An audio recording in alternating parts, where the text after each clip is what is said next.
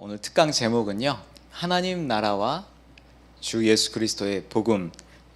이번 요셉부 수련의 주제가 복음이라고 들었는데요.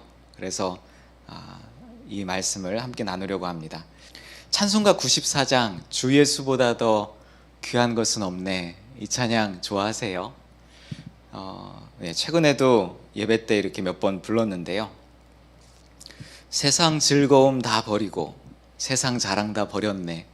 이 찬양을 이렇게 부르실 때 어떤 마음으로 부르세요? 어떤 마음속에 어떤 생각을 가지고 이렇게 부르세요? 저는 예전에 이 찬양을 이렇게 부를 때면 정말 내가 좋아하는 게 참 많은데 이거를 다 버리고 정말 세상에서 자랑하고 싶은 것들, 또 누리고 싶은 것들 많은데 이걸 예수님을 위해서 버려야 되는데, 약간 이런 버림에 대한 그런 더 마음이 갔었던 것 같아요. 근데 그게 또 잘 안 되고. 그런데 이 찬양의 핵심은 정말 최고로 좋은 것을 내가 붙잡기 위해서 그동안 가지고 있었던 덜 가치 있는 것들을 내려놓습니다. 이런 찬양의 고백이거든요. 사실 이 찬양의 핵심은 마치 예수님께서 해주셨던 그 밭에 감추인 보화, 그 비유처럼 말이에요.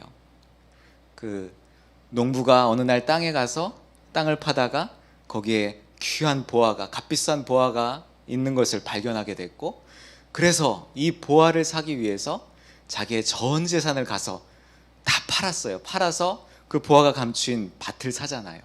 근데 그 농부는 정말로 어떻게 내 전 재산을 팔지? 이걸 어떻게 포기하지? 이런 모습으로 갔던 게 아니라 기쁨으로, 너무너무 좋아서 자기 전 재산을 기쁨으로 싹 다 팔고 제일 좋은 그 보화를 사기 위해서, 그리고 그 밭을 샀던 그 비유처럼 말이에요. 제가 이제 대학교 생활을 할 때 그때 예수님 만나기 전에 이렇게 읽었던 소설 중에 그 문구가 하나가 있었어요. 이렇게 이것을 위해서라면, 그 대상을 위해서라면 어떤 것이든 내가 희생할 수 있고 포기할 수 있는, 약간 그런 식의 문구를 이렇게 쭉 읽는데 그게 저한테 되게 마음이 와닿았어요. 그러면서 그게 뭐하고 연결됐었냐면, 저는 이제 모태신앙이긴 하거든요. 근데 예수님을 인격적으로 만난 건 그 많이 후인데, 내가 어려서부터 알아왔던 하나님, 그분은 나한테 이런 대상이 아닌데, 내가 정말 이 모든 걸 다 내려놓고 모든 걸 포기하고 모든 걸 감내해서라도 그분이 그렇게까지 저한테는 그렇지가 않았거든요. 하나님이란 분이 정말 존재한다면 당연히 그런 존재해야 되는데 나한테는 그렇지가 않았거든요.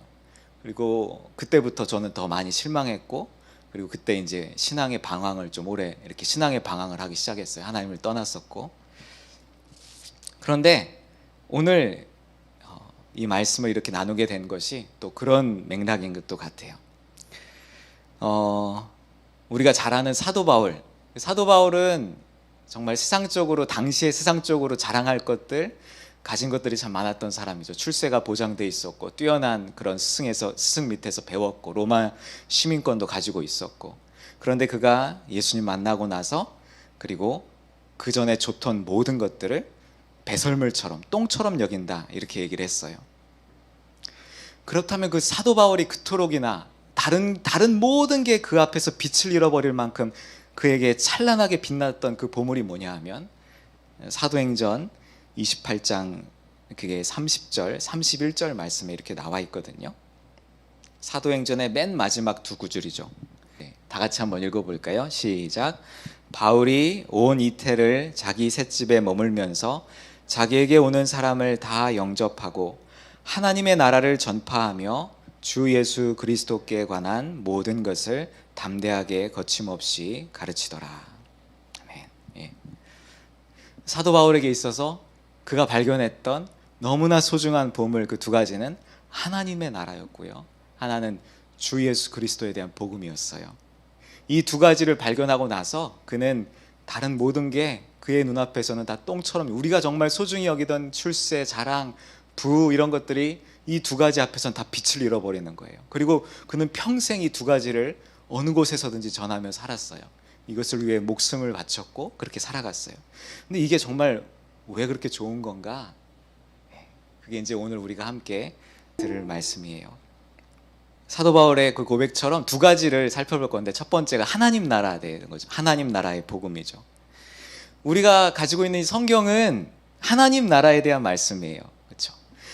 태초에 하나님께서 천지를 창조하시고 나서 하나님 형상대로 남자와 여자를 만드시고선 그들에게 하신 명령이 여기 나와 있죠. 뭐라고 하셨냐면 생육하고 번성하여 땅에 충만하라, 땅을 정복하고 다스리라. 이 말씀은 하나님 나라를 세우라는 그런 명령이었어요. 하나님의 형상을 닮은 남자와 여자, 그러니까 하나님의 모습을, 하나님의 성품을 그대로 보여주는 그분의 그 자비하심과 정의로우심과 지혜로우심과 그 능력을 온전히 비추어주는 남녀가 세상에 가득해져서, 세상 구석구석에 그들이 다 가득해져서 그들이 하나님 아버지의 뜻대로 이 온 세상을 정말 아름답게 다스리는 그 나라를 너희들이 세워라 라는 그 명령이 이거였거든요. 이렇게 하나님 나라를 세우라는 명령으로 성경을 시작했어요. 그런데 잘 알지만 아담이 죄를 짓고 타락을 하게 되죠. 그리고 나서 이제 펼쳐지는 게 구약 성경이 대부분이 이스라엘이라는 한 민족에 대한 역사와 기록들이 담겨 있어요. 근데 그게 무슨 의미를 가지고 있냐면 아브라함을 통해 시작하셨던 그 이스라엘 민족의 역사도 다름 아닌 하나님 나라를 세우는 것이었거든요. 하나님이 택하신 백성들이, 하나님의 백성들이 하늘의 별처럼 또 바다의 모래처럼 이 세상에 하나님이 정하신, 택하신 그 땅에 가득가득해져서 그 땅에서 하나님의 법대로 그 나라를 다스려가는 것. 성경에, 구약 성경에 보면 율법이 참 많이 있잖아요. 무엇을 하고 무엇을 하지 말고. 근데 그 법은 단순히 막 우리가 할 수 없는 어려운 짐을 부과하고 그런 것을 위해서 주신 게 아니거든요. 그 율법을 하나하나 자세히 살펴보면 우리 하나님이 얼마나 사랑이 많으시고 약한 자들을 사랑하시는지, 얼마나 공평하고 정의롭고 좋으신 분이시고 지혜로운 분이신지가 그 법을 보면 다 나와 있어요. 그 법대로 살았다면 정말 우리가 꿈꾸는 그런 나라를 세워갈 수 있었던 법들이거든요. 그런데 역시 이스라엘도 아담과 마찬가지로 그 나라를 세우는데 실패했어요. 그럼 하나님 나라는 실패했는가? 아니죠. 아담은 실패했지만 두 번째 아담으로 오신 분, 이스라엘은 실패했지만 진정한 이스라엘로서 이 땅에 오신 분, 바로 예수 그리스도를 통해 하나님께서는 하나님 나라를 세워가고 계세요. 그렇다면 왜 이 예수 그리스도를 통해 세우신 하나님 나라가 그토록 우리가 세상 즐거움 다 버리고 세상 자랑 다 버릴 만큼, 다른 모든 것이 그 앞에서 빛을 잃을 만큼 이게 왜 좋은 건가 우리가 알아야 되지 않을까요? 그 하나님 나라가 과연 어떤 나라이기에 사도 바울도 그렇게 거기에 눈이 멀어서 그 나라를 위해 살았을까요? 다음 슬라이드를 보면 누가복음 17장 3절 4절 말씀, 성경에서 하나님 나라에 대한 것들이 많이 있지만 그 중에 한 두 가지 정도, 하나님 나라는 이런 공동체다라는 걸 보여주는 두 가지 성경 구절을 중심으로 하나님 나라에 대해서 살펴볼 건데요. 첫 번째가 죄와 싸우는 공동체입니다. 누가복음 17장 3절 4절 말씀을 같이 읽어볼게요. 시작.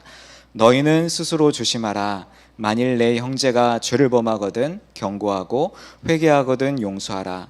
만일 하루에 7번이라도 내게 죄를 짓고 7번 내게 돌아와 내가 회개하노라 하거든 너는 용서하라 하시더라.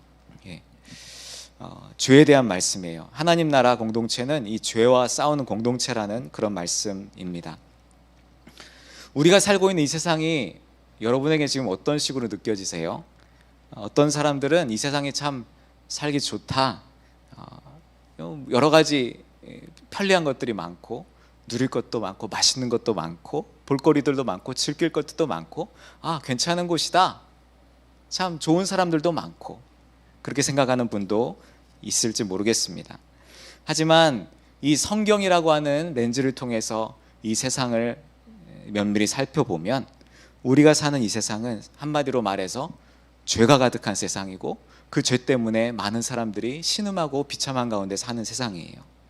가장 가까워야 될 부부, 여러분도 이제 결혼을 하게 되겠지만 가장 가까워야 될 그 부부 사이에도 갈등이 있고 싸움이 있고, 그래서 가정이 깨지고 거기서 많은 상처를 입고 심지어 죽는 사람도 생기고, 이 가정에서부터 시작해서 인간이 모이는 곳곳에 그 공동체마다 갈등과 아픔과 슬픔이 있고, 가장 큰 나라와 나라 사이에도 그렇게 자기 주장을 굽히지 않고 자기 이익을 내세우면서 전쟁이 일어나는 것, 지금 그것이 우리가 살고 있는 이 세상의 현실이에요.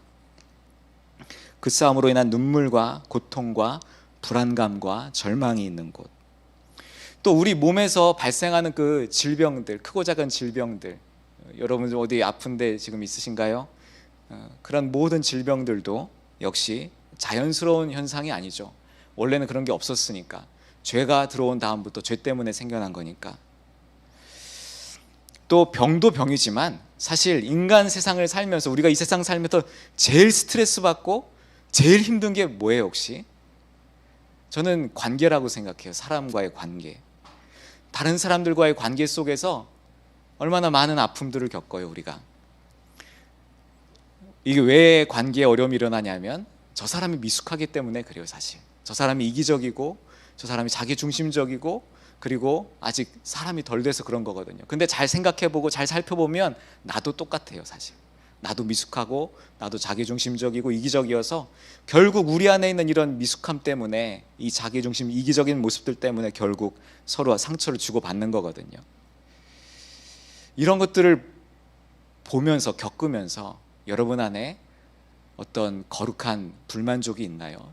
이게 아닌데 이걸 바꿔야 되는데, 이런 마음들이 있나요? 그게 하나님 백성에게는 하나님 나라에 대한 갈망으로 이렇게 나타나야 되는 거예요. 하나님 나라, 이제 쭉 하나님 나라를 여러 가지로 앞으로도 또 이후로도 배워가겠지만, 이 하나님 나라는 점진적으로 이렇게 발전해가는 나라거든요.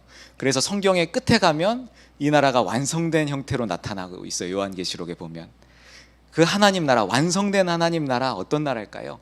그냥 꿈꾸는 그냥 막연한 그런 어떤 곳이 아니에요. 그곳은 우리가 육체를 입고 들어가는 곳이에요. 분명히 눈으로 볼 수 있는 나라고, 만질 수 있는 나라고, 거기서 뛸 수 있는 나라고, 그런 나라예요. 발 디디고 있을 수 있는 그런 나라예요. 여러분들 이렇게 멋진 경치들, 그런 것들 이렇게 가서 본 적 있으시죠? 그런 것들을 보면 와, 정말 아름답다, 이런 게 감탄이 절로 나오는 곳들이 있어요. 뭐 사진만 봐도 멋있는 데 있잖아요. 그런데 하나님이 나중에 우리가 살게 하실 그곳, 그 하나님 나라의 배경이 새하늘과 새 땅이라 그랬어요. 그곳은 지금 현재 우리가 사는 이 세상이 기억나지 않을 만큼, 생각나지 않을 만큼 완전한 곳이에요. 와, 지금 봐도 멋진 것들이 많은데 이게 생각나지 않을 만큼 그 완전한 새하늘과 새 땅이란 곳이 과연 어떤 곳이고, 그런 곳에서 영원히 산다는 게 어떤 걸까? 그리고 또 아까 얘기했지만 우리 몸은 이렇게 병들고 늙고 망가지잖아요. 저도 이렇게 점점 아직 나이가 많지는 않지만 몸이 점점 이렇게 좀 그렇더라고요. 그런데 그곳은 그렇게 병들고 망가지고 결국 우리에게 다가오는 죽음의 위험이 없는 그런 몸을 가지고 영원히 사는 곳. 교회 안에서도요, 아까도 얘기했지만 형제 자매들 사이에, 성도들 사이에서도 말 한마디, 표정 하나, 또 어떤 미묘한 그 태도와 자세 때문에 서로 상처 주고 갈등하고 아파하는 게 참 많이 있잖아요. 그것 때문에 교회 와서도 긴장이 될 때가 있잖아요. 힘들어질 때가 있잖아요. 그런데 그 하나님 나라는, 그 나라의 공동체 구성원 속에는 죄가 없는 거예요. 죄성이 하나도 없는 거예요. 길 가다 누구를 만나도 죄성이 없다는 얘기는 뭐냐 하면 이 사람이 정말로 자기 자신만큼 나를 사랑해 주는 사람이라는 거예요. 죄성이 사라진, 누구를 만나도 정말로 진심으로 내 모든 걸 나눌 수 있고 진심으로 나보다 나를 더 사랑해 주는 사람들을 만나서 그 사람들과 사는 곳.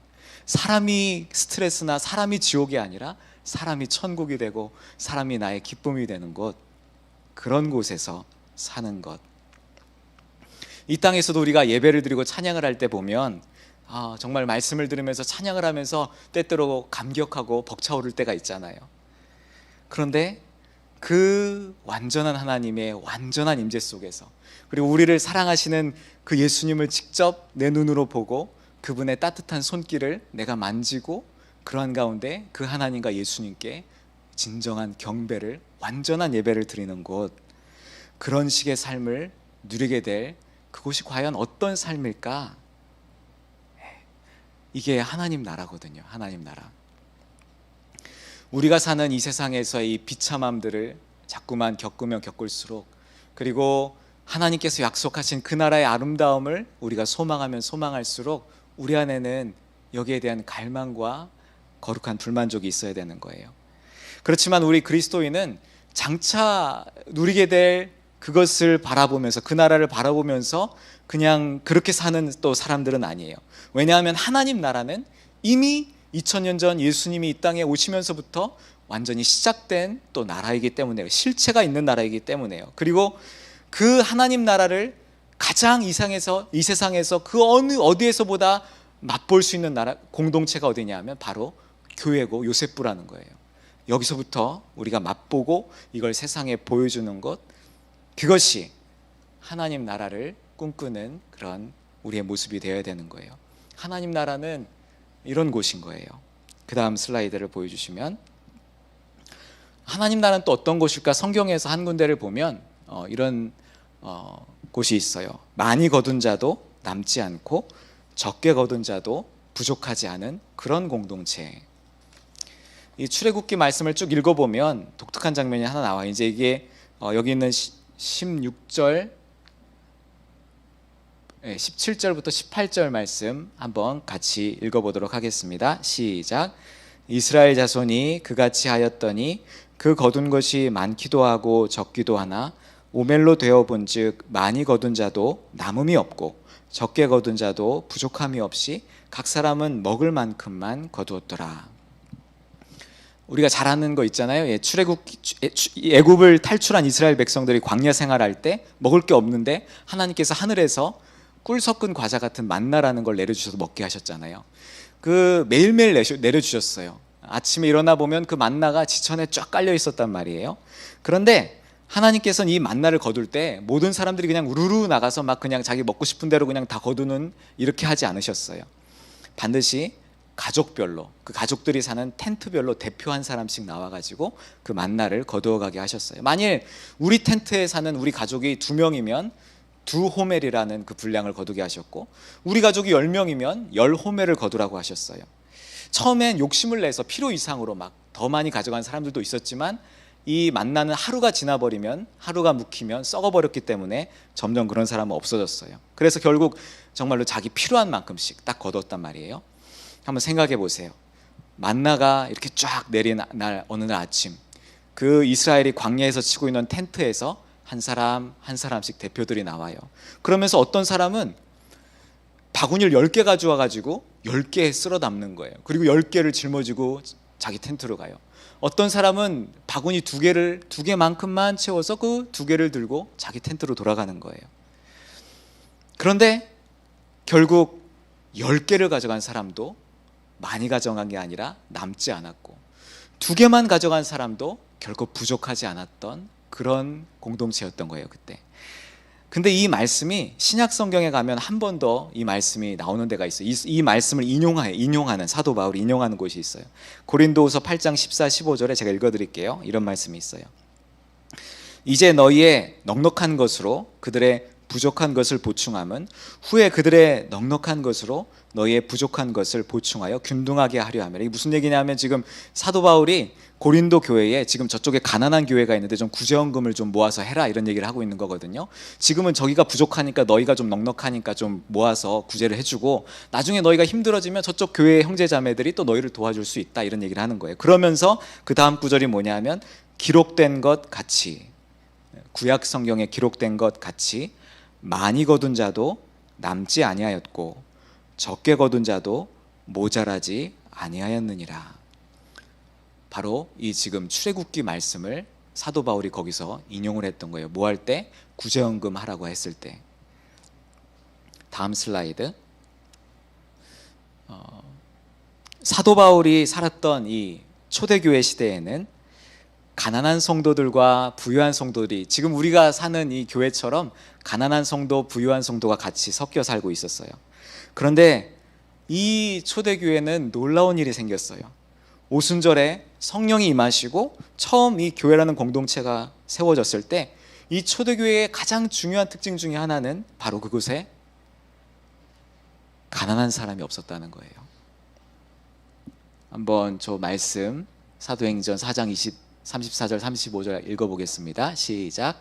그 중에 가난한 사람이 없으니 이는 밭과 집 있는 자는 팔아 그 판 것의 값을 가져다가 사도들의 발 앞에 두매 그들이 각 사람의 필요를 따라 나누어 줌이라. 아멘. 부자인 사람들은, 부자 성도들이 집을 팔고 밭을 팔아서 사도들 앞에 갖다 주고, 사도들은 이것을 정말로 가난한 사람, 필요한 사람들에게 가서 또 배분해 주고, 그 결과 가난한 사람이 없었대요. 그 공동체에는. 이 일은 공산주의나 사회주의처럼 무력으로 한 일이 아니었어요. 강제적인 제도로 만든 게 아니었어요. 성령의 감동하심을 따라 자발적으로 그렇게 일어났던 일이었어요. 그 결과 가난이 없고 결핍이 없는 공동체가 세워졌습니다. 물론 이 사건은 초대교회 때 단회적으로 일어난 거예요. 오늘날도 교회는 반드시 부자들은 자기 재산을 다 팔아서 모두가 균등하게 돼야 된다, 하나님은 그렇게 성경에서 말씀하시지 않으세요. 이거는 초대교회 때 일어났던 단회적인 일입니다. 하지만 이 말씀은 여전히 우리에게 중요한 교훈을 주고 계세요. 여러분, 하나님 나라, 나중에 우리가 들어갈 완성된 하나님 나라 천국이 왜 좋은 곳일까요? 거기는 결핍이 없기 때문에 좋은 곳이에요. 물질이 결핍한 것, 가난, 그리고 관계에 있어서의 결핍, 외로움, 그리고 기쁨의 결핍, 슬픔과 눈물, 건강의 결핍인 질병, 그리고 생명의 결핍인 죽음. 이 모든 것들은 원래 자연스럽게 있었던 게 아니라 아담이 죄를 짓고 나서 죄의 결과로 들어왔던 것들이에요. 세상에는 이런 결핍 때문에 지금도 치열한 경쟁이 있죠. 밥그릇 싸움이 있어요.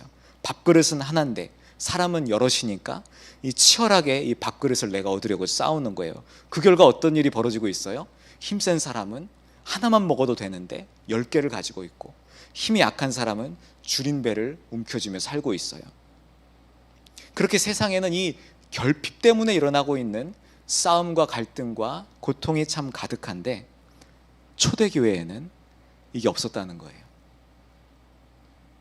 광야에서 만나를 거둘 때처럼 많이 거뒀던 사람도 남지가 않고 적게 거뒀던 사람도 부족하지 않은 그런 공동체가 세워졌어요. 그게 초대교회였어요. 바로 결핍이 없는 그 천국을 지금 이 땅에서부터 맛보는 특별한 공동체, 그런 공동체가 된 것입니다. 이 교회가, 오늘날도 교회가 추구해야 될 것은 바로 이런 모습인 거예요. 그런데 단지 경제적인 부분만 이런 걸 하라는 게 아니에요.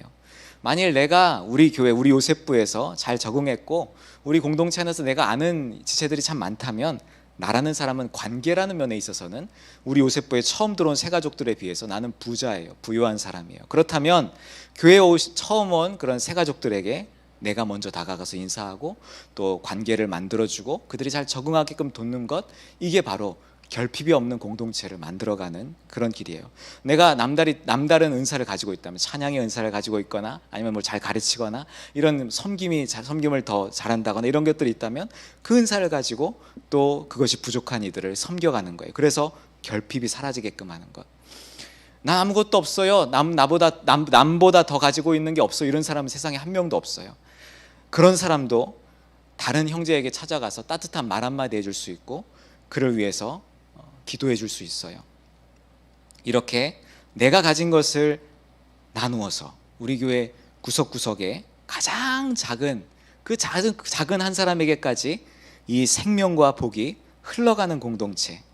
그 결과 이 공동체 안에는 단 한 사람의 소외된 사람도 없이 모든 이들이 하나님이 주시는 그 생명과 복을 풍성히 누리고, 그래서 그런 것을 나누어 준 서로를 향해서 감사와 사랑이 가득하고 그 모든 것의 근원이 되신 하나님께도 감사와 영광을 올려드리는 그런 공동체를 세워가는 것, 그게 교회여야 되는 거예요. 그게 하나님 나라를 보여주는 교회인 거예요.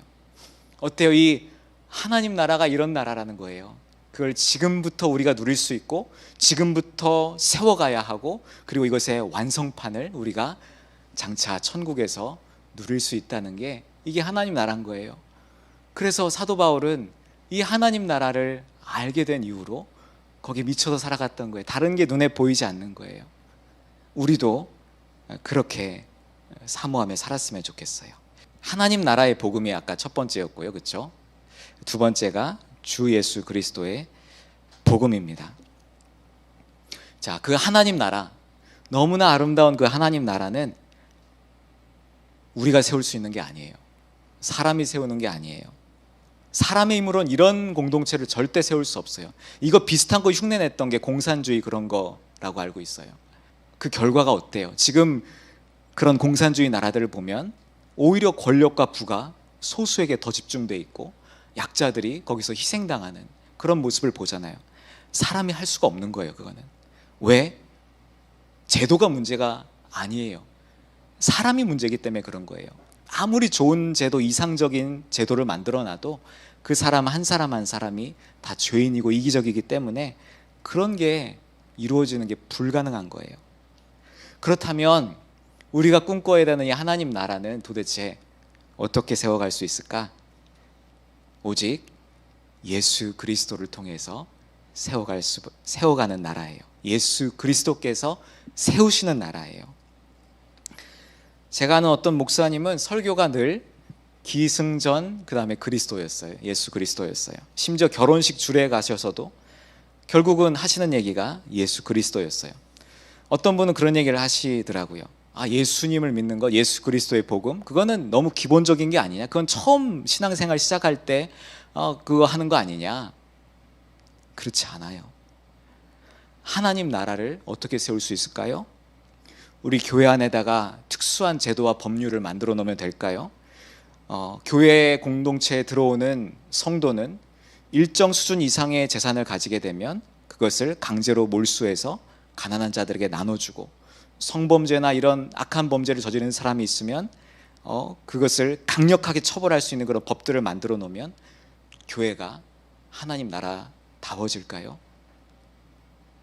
아니에요.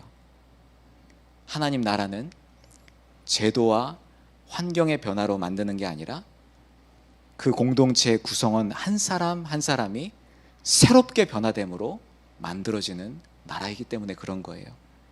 한 사람 한 사람이 예수 그리스도를 만나서 그분과 연합되어서, 그래서 그들이 새롭게 거듭나고 그 예수님을 배워가고 닮아감으로써 그 변화된 인격만큼 누리게 되는 나라, 그게 하나님 나라예요.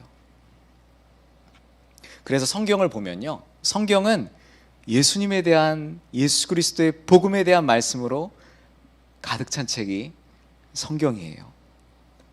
우리 힘으로 할 수 없으니까 하나님께서 예수 그리스도라는 우리의 구주를 보내셔서 그분의 나라를 세워가실 것인데, 그 예수님이 어떤 분일까? 이 얘기를 계속 하시는 그 말씀이 성경인 거예요. 다음 슬라이드를 볼까요? 창세기 22장에 보면, 여러분도 이게 잘 아는 말씀이에요. 하나님께서 불임 부부가 있었잖아요. 아브라함과 사라. 100살까지 자녀가 없었는데 100살 때 아이를 낳았어요. 생리도 끊어졌고 더 이상 인간의 힘으로는 아이를 낳을 수 없는데 100살 때 독생자를 낳았어요. 이삭이죠. 그런데 이 창세기 22장에 가면 하나님께서 아브라함을 부르세요. 네가 사랑하는 독자 이삭을 저 모리아 산에 가서 번제로 나한테 바쳐라. 칼로 죽여서 네 아들 불로 태워서 나에게 드려라 라는 말씀이 나와요. 여러분, 이 말씀 읽을 때 어떤 식으로 느껴져요? 저는 예전에 이 말씀 읽을 때 아까 주 예수보다 더 귀한 것 없네, 그 비슷한데, 하나님께서 이삭처럼, 아브라함한테 이삭처럼 내가 정말 소중히 여긴다, 이건 절대 놓을 수 없는데 이거 나한테 내려놓으라고 하시면 어떡하지? 이 말씀 읽을 때마다 늘 그 부담감이었거든요. 근데 이 말씀은, 거기에 대한 말씀이 1차적으로는 아니에요. 이 말씀은, 창세기 22장은, 이 말씀은 하나님 아버지께서 자기의 아들 예수 그리스도를 우리를 위해서 주실 것에 대한 예수 그리스도의 복음이에요.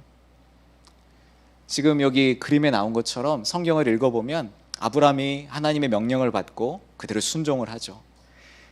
자기는 칼을 잡고, 그리고 한 손에는 불을 가지고 그 산을 올라가요. 그리고 뒤에는 영문을 모르는 자기 아들이 그 번제를 할 때 쓸 나무를 짊어지고 올라가요. 이게 어디서 많이 본 거죠? 갈보리산을 오르시던 예수님의 십자가, 자기가 죽을 나무를 예수님께서 짊어지고 그 갈보리산을 오르셨죠. 그리고 하나님 아버지는 자기 아들을 거기서 십자가에 내어주시기 위해서 또 가고 계셨고요. 성경에 보면 아브라함을 하나님께서 나의 벗이다, 내 친구다 이런 말씀을 하시는데, 성경에는 나와 있는 건 아니지만 왜 하나님께서 아브라함을 내 벗이라, 내 친구다 하셨을까 이런 생각을 해보는 중에 아마 그래서 그런 게 아닐까. 비슷한 경험을 해본 사람이기 때문에 기적적으로 낳은 아들, 정말 소중한 아들, 하나뿐인 이 아들을 아버지가 죽이는 그 마음이 어떤 것일지를 조금이나마 맛봤던 사람이 아브라함이니까. 하지만 하나님께서는 이미 아셨어요. 절대로 아브라함이 그 아들을, 이삭을 죽이지 못하게 하실 거라는 거 아죠. 왜냐하면 그런 걸 원하시는 분이 아니니까. 절대 사람을 번제로 드리라 하시는 분이 아니니까. 그렇지만 그렇게 아브라함은 멈추게 하셨지만 하나님께서는 자기 아들을 죽이는 일을, 죽게 하는 일을 멈추지 않으셨어요. 그렇게 자기 아들 십자가에 내어주시고 우리를 구원하실 거다, 그 구주를 너에게 내가 내 아들을 구주로 보낼 거다, 그것을 미리 보여주시는 것이 이 창세기 22장인 거예요. 그렇게 그 예수 그리스도를 통해서 구원받은 변화된 백성들이 점차 그들의 믿음이 점점 자라나서 나중에 때가 되면 아브라함처럼 이러한 헌신을 할 수 있는 데까지 자라가게 되는 거예요. 그 다음 장면, 이 이삭이 나중에 쌍둥이를 낳죠. 쌍둥이는 에서와 야곱이었어요. 엄마 리브가의 뱃속에 이 쌍둥이 아들이 잉태되어 있었을 때 둘이 막 엄마 뱃속에서 싸우기 시작했어요. 그래서 하나님께 기도를 드렸더니 하나님께서 말씀을 주셨어요.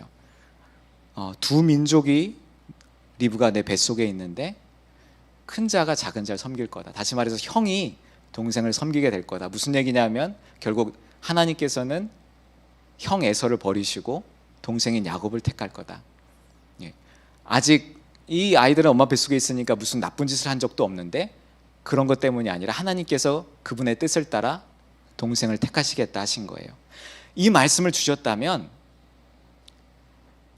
이삭과 리브가, 부모님은 반드시 그렇게 키웠어야 돼요. 애들을 형한테 미리, 야 너는 형으로 태어났지만 네 동생을 하나님이 택했으니까, 더 큰 자로 택했으니까 너는 동생을 형처럼 대우하라, 내가 동생에게 장자의 축복을 줄 거다, 이렇게 키웠어야 됐는데 성경을 보면 이 귀한 이삭도 그렇게 하지 않았어요. 결국 그 형 에서가 잡아오는 그 동물을 통해서 주는 그 맛있는 음식이 좋았기 때문에 형을 더 편애했거든요. 형한테 장자의 축복을 하려고 하죠. 그때 리브가가 이제 자기가 더 사랑했던 야곱을 어떻게 해죠? 속여서 축복을 받게 해요. 여기 나온 것처럼 어떻게 했냐면 형이 가지고 있던 옷을 동생 야곱에게 입혀가지고 그 아버지가 눈이 안 보이니까 그 냄새를 맡게 하려고 그렇게 형의 옷을 입혀서 아버지 앞으로 데려간 거예요. 그러면서 이 아버지 이삭은 그 옷에서 나는 자기 장자의 향취를 맡으면서 이 아들을, 야곱을 축복을 하게 되죠. 다 잘못돼. 여기 나온 사람이 여기서 다 잘못한 거예요. 사실 야곱도 속이는 일인 줄 알았으면 어머니 이건 안 됩니다 하고 거기서 멈췄어야 되고, 리브가도 만약 정말 하나님께서 이 야곱을 더 크게 할 거라는 것을 말씀하셨다면 비록 자기 남편이 이러고 있었어도 언젠가 하나님께서 축복하시겠지 하고 믿고 그냥 속이지 말았어야 돼요. 하나님께서 알아서 하셨을 거예요. 근데 이 사람들은 다 지금 잘못하고 있어요. 하지만 이 장면에서 또 하나님께서 우리에게 보여주시는 복음이 있는 거예요. 우리는 어떻게 해서 구원을 받죠? 우리가 자격이 있어서, 우리가 남들보다 더 선하게 살아서, 하나님 말씀을 더 잘 지켜서? 아니잖아요. 우리는 정말 자격 없는 죄인이고 하나님 앞에 설 수 없는 자잖아요. 그런데 하나님께서 우리를 엄마 뱃속에 있을 때부터, 아니 이 세상이 만들어지기 전부터 너는 내 거다, 내 아들, 내 딸이다라고 하나님이 선택을 하셨어요. 그리고 그렇게 이 땅에 태어났는데 역시 우리는 자격이 없잖아요. 죄인이에요. 그런데 하나님께서 어떤 일을 하셨냐 하면 하나님의 뜻을 온전히 이루신 예수 그리스도, 죄가 하나도 없으시고 온전히 의로우신 그 예수 그리스도의 완전하신 의를 예수님을 믿는 사람, 즉 예수님과 한 몸 돼서 연합된 사람에게 예수님의 그 의를 옷처럼 우리에게 입혀주시는 거예요. 이건 내 의가 아니에요. 예수님의 의인데 예수님을 영접하는 자에게 하나님께서 그 의를 입혀주시는 거예요. 그리고서는 그 예수님의 의의 향기를 맡으시면서 우리에게 하나님의 자녀로서 축복을 내려주시는 거예요. 그렇게 우리가 이게 받은 복이에요. 여기서도 예수님을 통해 어떤 복음을 우리에게 들려주실지 이미 말씀을 해주시고 계시는 거예요. 다음 슬라이드. 그 야곱이 낳은 12명의 아들 중에 제일 사랑하는 아들 요셉. 이 요셉은 결국 형들의 시기를 사서 이렇게 구덩이에 빠지고 죽을 뻔했었죠. 형들이 종으로 팔아버렸어요, 애굽에다가. 그리고 거기서 밑바닥 생활을 하죠. 노예로서 생활하다가 자기가 지은 죄도 아닌데 오히려 순결을 지키려고 하다가 더 밑바닥으로 가서 죄수가 돼서 죄인들이 사는 곳에 감옥에 갇혔어요. 그렇지만 하나님께서 그 요셉을 다시 어느 한순간 일으키셔서 애굽이라는 그 강대국의 총리로 가장 높이시죠. 그리고선 하신 일이 뭐냐 하면 그 요셉의 형제와 가족들인 이스라엘 백성들의 그 출발이 되는 사람들을 구원하시는 일을 하세요. 어디서 많이 본 거죠? 예수님을 이렇게 하시는 거잖아요. 예수님께서도 자신의 죄 때문이 아니라 그렇게 악한 사람들의 흉계로 결국 십자가와 무덤에까지 내려가시지만 하나님께서는 그 예수님을 무덤에서 일으키셔서 하나님 보좌 우편으로 올리시고 그 예수 그리스도를 통해서 하나님의 나라를 세워가시는 일을, 하나님 백성들을 구원하시는 일들을 하시잖아요. 특별히 이제 이 창세기를 읽어보면 처음에는 형들이 이 편애받는 요셉을 시기 질투해서 팔아버리고 죽이고 이러잖아요. 그런데 요셉이 총리가 되고 나중에 그 시간이 흐른 후에 요셉의 동생 베냐민 역시 편애를 받던 아들이었어요. 그런데 그 형들이 변해서 이제는 그 유다가 그 편애받던 동생을 위해서 요셉은 종으로 팔았던 그 형이 이제는 자원해서 내가 종이 될 테니까 이 베냐민을 절대로 그렇게 데려가지 마십시오라고 간청하는 모습으로 변화되는 모습이 보이죠. 이렇게 하나님께서는 하나님 나라 백성 공동체를 그렇게 변화시켜 가시는 거예요. 이런 모습들이 다 또 예수 그리스도의 복음으로서 창세기에 담겨 있는 거예요. 창세기뿐만 아니라 사실 모든 성경이 다 예수님에 대한 말씀이에요. 시편 1편 한번 같이 읽어볼까요? 시작. 복 있는 사람은 악인들의 꾀를 따르지 아니하며 죄인들의 길에 서지 아니하며 오만한 자들의 자리에 앉지 아니하고 오직 여호와의 율법을 즐거워하여 그의 율법을 주야로 묵상하는도다. 그는 시냇가에 심은 나무가 철을 따라 열매를 맺으며 그 잎사귀가 마르지 아니함 같으니 그가 하는 모든 일이 다 형통하리로다. 악인들은 그렇지 아니하며 오직 바람에 나는 겨와 같도다. 그러므로 악인들은 심판을 견디지 못하며 죄인들이 의인들의 모임에 들지 못하리로다. 여호와께서 인정하시나 악인들의 길은 망하리로다. 아멘.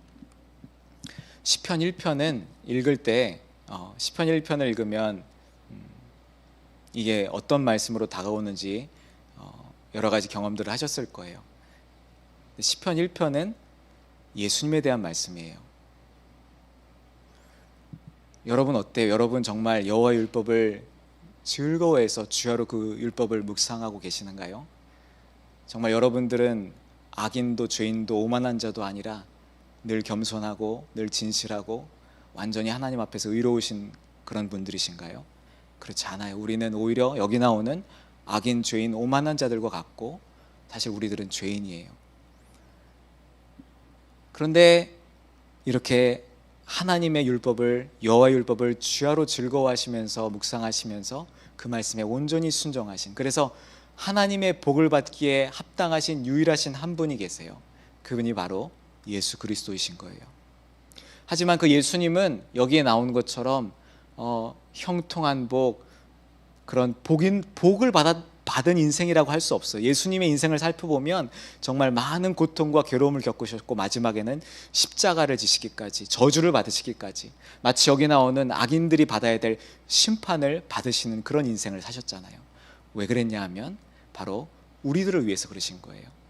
완전한 의인의 삶을 사셨지만 우리가 받아야 될 죄인의 심판의 벌을 예수님이 대신 받아주셨죠.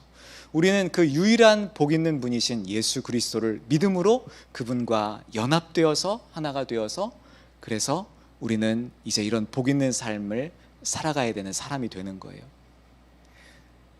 시편도 예수님에 대한 말씀이에요. 모든 성경은 다 예수님에 대한 말씀이에요. 왜냐하면 예수 그리스도를 통해서만 사람은 변화될 수 있고, 그렇게 변화된 예수님으로 변화된 사람들을 통해서만 하나님의 나라라는 그 특별한 공동체가 세워져 갈 수 있기 때문에 그런 거예요. 말씀을 맺겠습니다. 특강을 마무리하겠습니다. 예수 그리스도를 통해서 죄인 한 사람 한 사람이 예수님과 연합이 되어서 예수님을 닮아감으로써 만들어지는 공동체, 그게 하나님 나라예요. 이 땅에서는 그 나라가 비록 불완전하지만 그러나 그 나라를 지금부터 누릴 수가 있는데, 그 나라를 가장 풍성히 확실히 누려야 되고 누릴 수 있는 공동체가 교회고 요셉부고요. 그리고 그 나라를 가장 풍성히 맛볼 수 있는 날이 주일인 거예요. 우리는 그렇게 한 주일 한 주일 그렇게 하나님 나라를 이 공동체 안에서 맛보고, 그런 공동체를 맛볼 수 있도록 헌신하고 기도하고 소망하면서 장차 이렇게 참 좋은 공동체인데 이거의 완성판을 언젠가 우리가 누리게 되겠구나, 그 나라를 소망하면서 살아가는 것, 그게 예수 그리스도를 믿는 우리 그리스도인의 삶인 거예요. 각 사람을 예수님의 제자로 삼아서 하나님 나라를 누리는 그 사랑의 공동체를 세워가는 것, 그게 저와 여러분에게 주님께서 주신 이 땅에서의 사명이고 복인 거예요. 이를 향한 우리의 걸음은 더딜 수 있습니다. 연약해서 넘어지는 내 모습 많이 볼 거고요. 연약해서 넘어지는 형제 자매들의 모습 많이 보면서 또 실망할 날도 분명히 있을 거예요. 하지만 이건 절대로 허황된 꿈이 아니에요. 반드시 이루어져요. 왜냐하면 하나님께서 계획하셨고 하나님께서 이미 시작하셨으며 이미 이루어가고 계신 일이고 반드시 완성하실 일이기 때문에 그런 거예요. 이 하나님의 꿈이 우리 요셉부 형제 자매들의 꿈이 되고 비전이 되었으면 좋겠어요. 평생의 비전이 되었으면 좋겠어요. 그래서 여러분들이 정말 하나님 나라를 꿈꾸면서 그 나라를 세워가는 교회를 사랑하고 그 교회를 위해 헌신하면서 성경을 통해 예수 그리스도의 복음을 풍성히 누리며 살아가는 그런 멋진 그리스도인으로 살아갈 수 있기를 간절히 바랍니다. 그리스도의 계절이라는 찬양 같이 한번 찬양하고 기도하겠습니다.